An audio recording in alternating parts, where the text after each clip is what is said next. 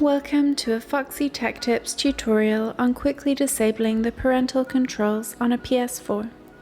If you find this video helpful, please consider subscribing to my channel and liking the video. From the dashboard of PS4, go up to the control panel and swipe to the right until you get to the settings and open them. In settings, select parental control and account management. Select PS4 system restrictions. Enter your PIN code here.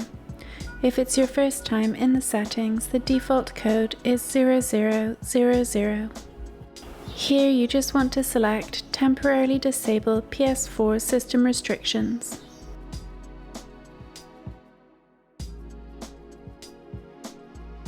This will turn all parental controls and restrictions off until the next time your PS4 restarts. And that draws an end to this tutorial. Please like the video if you found it helpful and subscribe to Foxy Tech Tips for more PlayStation tips and tricks.